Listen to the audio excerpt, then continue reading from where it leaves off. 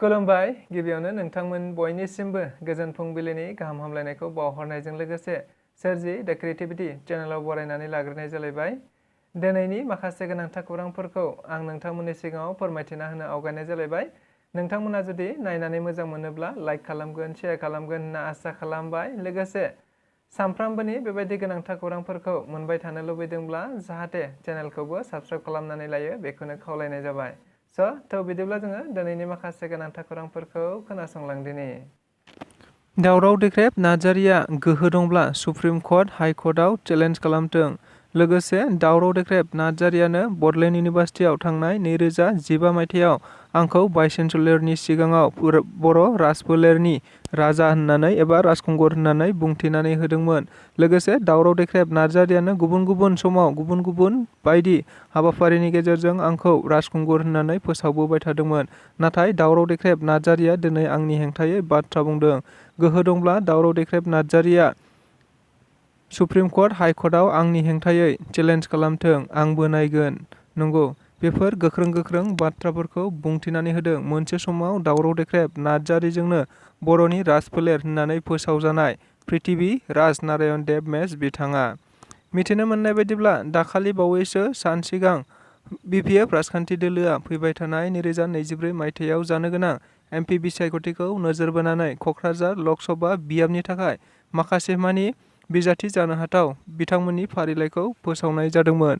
जेराव UPPL राजखान्थि दोलोआव 3 बिजाथिफोरनि फारिलाइखौ फोसावदों। जेराव प्रमिला रानी ब्रह्म, काम्फा बरगयारी आरो पृथ्वीराज नारायण देब मेस। बे पृथ्वीराज नारायण देब मेस बिथांखौ लानानैनो दावराव देख्रेब नार्जारिया मैया खौरां बिजोंनि गेजेरजों माखासे मानि अजद होदोंमोन। जेराव पृथ्वीराज नारायण देब मेसआ ST नङा आरो थारैनो ST सिटआव एबा क'क्राझाराव बिथाङा MP गेलेमारोब्ला बिथांनि सायाव केस होनाय जागोन आरो बिथांजों चेलेन्ज खालामनाय जागोन होननानैबो खौरां बिजोंफोरनि गेजेरजों बुंथिनानै होदोंमोन। जायखौ नोजोर बोनानैनो मैया पृथ्वीराज नारायण देब मेसआ फिनजाथाय होनानै दावराव देख्रेब नार्जारिनि सोमोन्दै गोबांथार बाथ्राफोरखौ बुंथिदों। जेराव बिथाङा गोख्रों रावजों बुंथिनानै होनाय बायदिब्ला दावराव देख्रेब नार्जारियानो 2015 मायथाइयाव बर'नि राजफोलेरनि राजखुंगुर होननानै आंखौ फाफ्लियाव दिखोनानै मुलुगनि गेजेराव सिनायथि होदोंमोन। आंथ' बेबायदि माब्लाबाबो बुङाखैमोन। आङो बर'निनो ST फोलेरनिनो ST सुबुं। दावराव देख्रेब नार्जारिया दम दङब्ला हाइ कर्ट सुप्रिम कर्टआव चेलेन्ज खालामथों, आंबो नायगोन बिथाङा बेसेबां चेलेन्ज खालामनो हायो आरो सोर देरहायो होननानैबो गोख्रों रावजों बुंथिनायखौ नुनो मोननाय जादों। मोनसे जोबोद दुखुनांथाव खौरां। मिथिनो मोननाय बायदिब्ला उदालगुरि जिल्ला दुलाराय बर' फरायसा आफादनि बारग' हारिमु नेहाथारि हाइथासा गोरा बर'आ गोबाव समनिफ्रायनो बेमारजों भुगिनांनानै थाबाय थानानै थांनाय 23 फेब्रुवारि खालि बिथाङा मोनानि 10:45 रिंगासोआव अबथिरायै बे बुहुमखौ अरायसमनि थाखाय नागारलाङो होनना मिथिनो मोननाय जादों। मख'नो गोनांदि बिथाङा उदालगुरि जिल्लानि सिङाव थानाय दुलाराय बर' फरायसा आफादजों गोरोबनानै गोबांथार बड'लेण्ड सोमावसारनायाव बायदि हाबाफारिनि गेजेरजों हाबाफारि लाबोबाय थादोंमोन। नाथाय बिथाङा स्रियै गोबांथार बेबायदि भुगिनांनायजों गोबानानै थानो गोनां जादोंमोन। लोगोसे बेबायदि मैया दुलाराय बर' फरायसा आफादनि मानगोनां आफादगिरि दिपेन बर' बिथांनि दैदेननायाव मोनसे हानजाया हाइथासा गोरा बर'नि न'खराव थांनानै बिथांनि जोबथा सोलेरखौ बिदाय होनाय हाबाफारियाव बाहागो लाफैदों। लोगोसे न'खरजों दुखु दाहानि गेजेराव खौरांगिरिफोरनि गेजेरजोंबो बाहागो लादों होनना मिथिनो मोननाय जादों।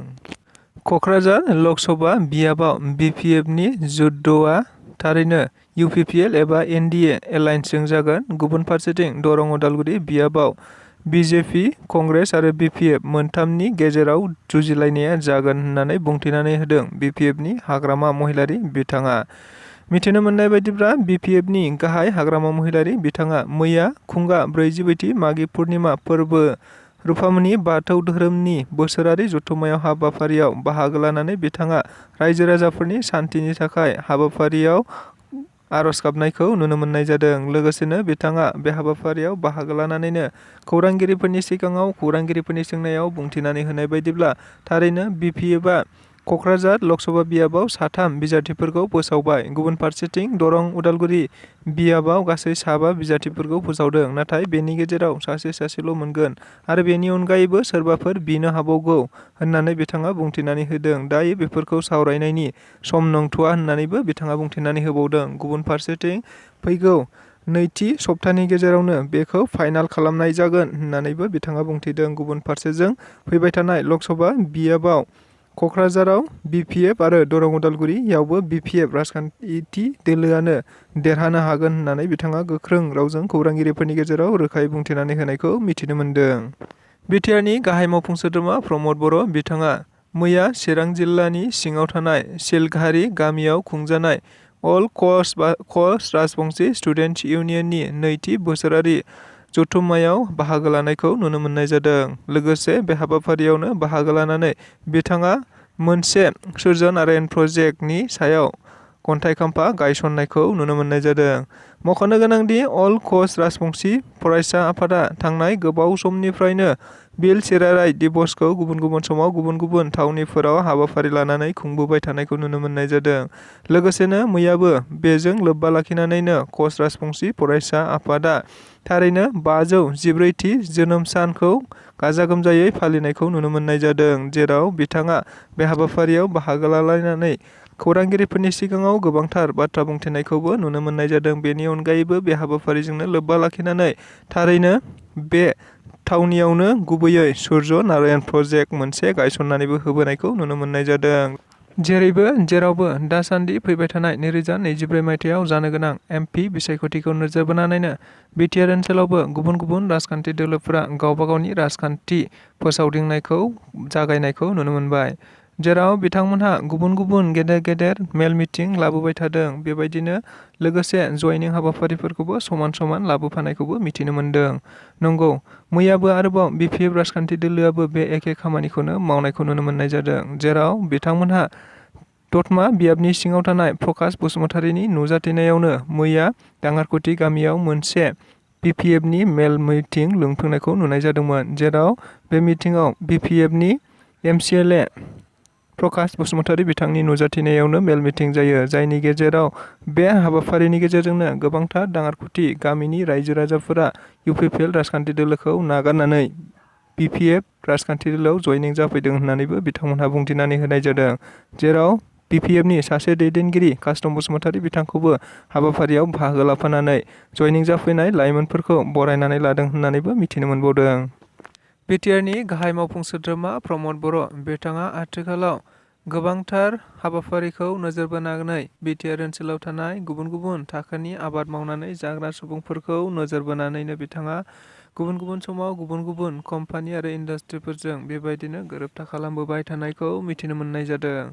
नंगौ, बेबायदिनो मैयाबो आरोबाव बिथां प्रमद बर' बिथांनि थिनहरनायावनो बिटिआर काउन्सिल आरो माखासे मानि कम्पानिफोरजों मोनसे गोरोबथा जानानै थाङो। जेराव बिटिआर ओनसोलाव थानाय मोनसे दोहोनि आबाद जायखौ औवानि आबाद होननानै बुंनाय जायो। बे औवानि आबादखौनो राफोद खालामनांगौखौ नोजोर बोनानै एबा औवानि रांखान्थिजों मानसिया बिटिआर ओनसोलाव सुंथानानै थानांगौखौ नोजोर बोनानै बिथाङा बे गोरोबथाखौ खालामदों होनना मिथिनो मोननाय जादों।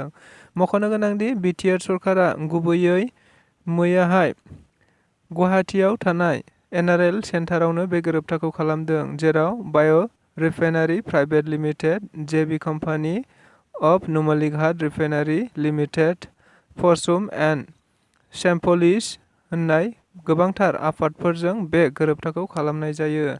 जेराव बिटिआर ओनसोलाव थानाय औवा दिहुननानै आबाद मावग्रा आबादारिफोरा रांखान्थियाव राफोद खालामनानै गावबा गाव जिउखौ राफोदै खुंलांसिननो हानायखौ नोजोर बोनानैनो बे गोरोबथाखौ खालामदों होननानै बिथाङा बुंथिनानै होनाय जादों।